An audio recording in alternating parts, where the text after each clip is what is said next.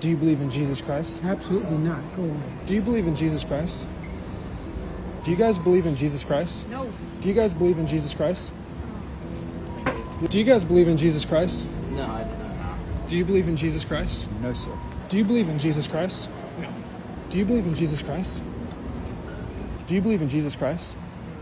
He loves you so much. Do you two believe in Jesus Christ? Believe what about Jesus? That he's the Son of God and that he rose from the dead? I don't believe he is the Son of God. Do you believe in Jesus Christ? It's not great. Do you guys believe in Jesus Christ? Do you believe in Jesus Christ? Sorry. It's okay. Grabe, no? Do you believe in Jesus Christ? Have a nice day. Do you believe in Jesus Christ?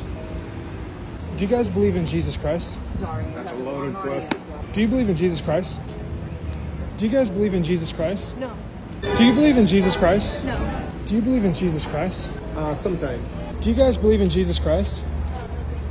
Nakakalungkot at medyo masakit, no? Pero sinabi sa Bible yan eh. In the last days, people will turn away from God. And sabi sa Matthew 10 verse 33, everyone who denies me, no? Everyone who denies Jesus here on earth, I will also deny before my Father in heaven. Alam niyo yung isa pang sign bago matapos tong mundong to? The gospel will be preached throughout the nation.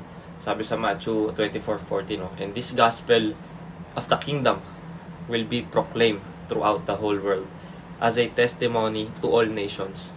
And then the end will come. Alam nyo, God doesn't want anyone to perish. Gusto niya lahat ng tao mag-repent at bumalik sa Kanya. Wala siyang makukuhang pleasure sa mga tao mapupunta sa impyerno. Dahil ayaw niya yon.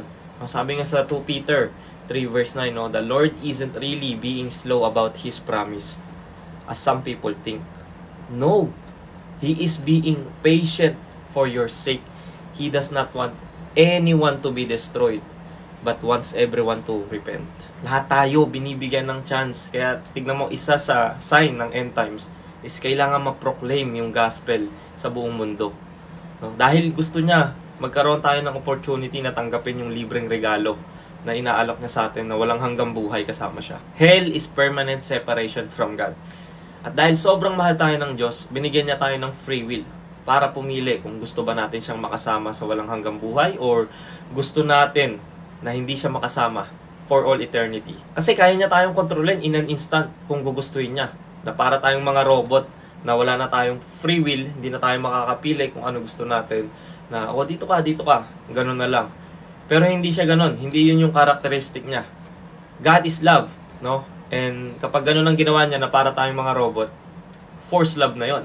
And forced love is not love at all. Everything is written.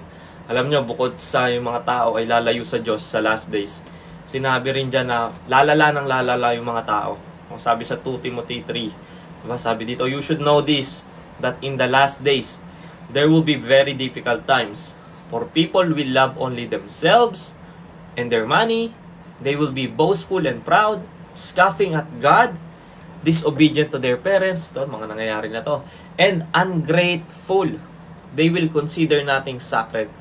They will be unloving and unforgiving. They will slander others and have no self-control.